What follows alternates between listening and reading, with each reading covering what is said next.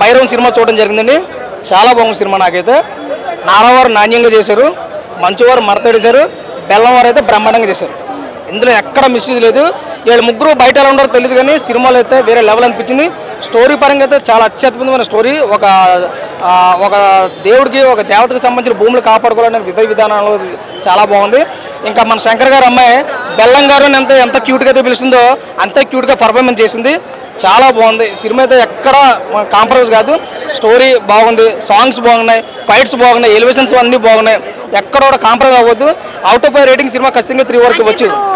ఇందులో చూసుకుంటే ముగ్గురు ఫ్లాప్ హీరోస్. ఈ మధ్య కాలంలో హిట్ అనేది ఏదీ లేదు. అండ్ మంచు మనోజ్ 9 years తర్వాత కనిపించారు మూవీస్లో. సో అది బ్యాక్ టు బ్యాక్ అని అనుకోవచ్చు. ఈ సినిమా ముగ్గురికి కంబ్యాక్ అండి.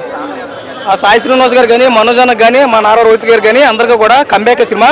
ఇంకా లాస్ట్ ఫైట్ చూస్తే మా బాలకృష్ణ చేసినట్టు ఉంది. మా ఎన్టీఆర్, మా బాలకృష్ణ ఏ రేంజ్లో చేస్తారు. అక్కడ సినిమా లాస్ట్ ఫైట్ ఎలా చూసాం, దానికి మించి ఉంది.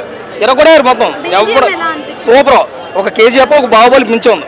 నిజంగా చెప్తున్నా, సినిమా చూస్తే తెలుస్తుంది. మన అడగడం కంటే చూస్తుంది. ఎమోషన్స్ తోటే ఉందా స్టోరీ? ఏమైనా కొత్తగా చూపించారంటే? కొత్తగా ఉందమ్మా. కంటెంట్, కాన్సెప్ట్ కూడా కొత్తగానే ఉంది. చూడండి. ఎందుకంటే ఇలాంటి సినిమాలు చూడటం వల్ల ఒక ఫ్రెండ్షిప్ అయితేనో, ఒక ఎన్నుపోటు అయితేనో, అదేవిధంగా ఒక దేవతల భూములు కాపాడుకునే విధానం అయితే అంత క్షుణ్ణంగా జీవించారు. ఏదేమైనా కానీ సినిమా అయితే ఎక్కడ బోర్ కొట్టలేదు. చాలా బాగుంది. ప్రతి ఒక్కరు చూడండి. భైరవం సినిమా బ్రహ్మాండం ఉంది. Thank you.